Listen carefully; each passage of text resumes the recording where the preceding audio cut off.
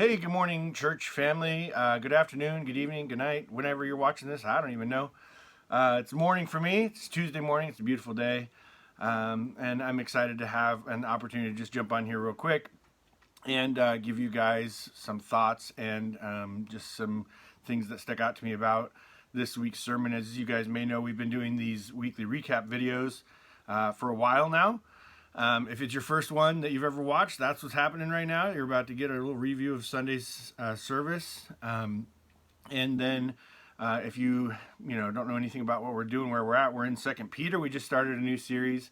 Really excited.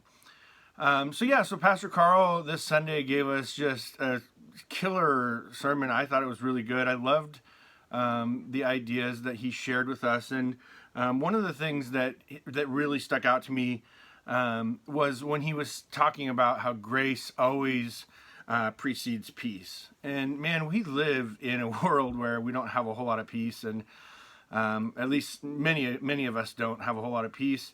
And we search for it, we look for it, we go all over the place looking for it, and there's really only one source. And Carl shared very clearly with us that there's only one source of peace, and that's the grace of God in our life. Understanding that He has given us that undeserved, unmerited favor, and that we get to live in relationship with Him through that. So kind of the main concept, at least, that I took away from this Sunday was this idea of the building blocks. Obviously, that was a great illustration for us to kind of see there up on stage, was how we build on this list sort of that's in Second Peter in the first chapter there. That if you have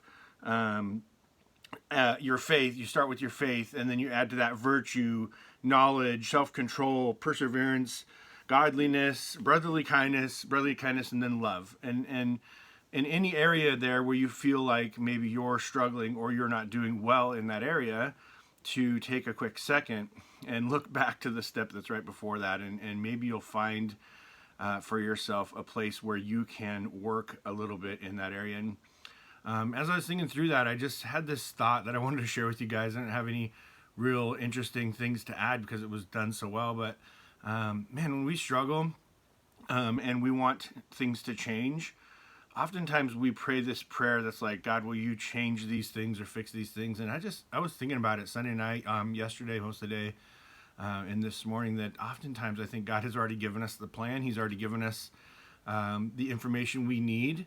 It just takes us kind of stepping up and actually doing some of the hard work that is required for things to change in our lives. And I wish it was more of a, happy-go-lucky, God's going to change everything and make everything perfect in your life kind of thing. But it's just not. That's not promised for us. It's actually, we're told that we're going to live in a world where there's going to be tribulation, where there's going to be troubles and trials and hard times, but to be of good cheer because He's overcome the world, right? And so, just to go through that list, I would encourage you guys to go through that list in Second Peter, the first chapter there, verses 5 through 8ish or so, and see where you're at. Give yourself a little litmus test of where you're at with things.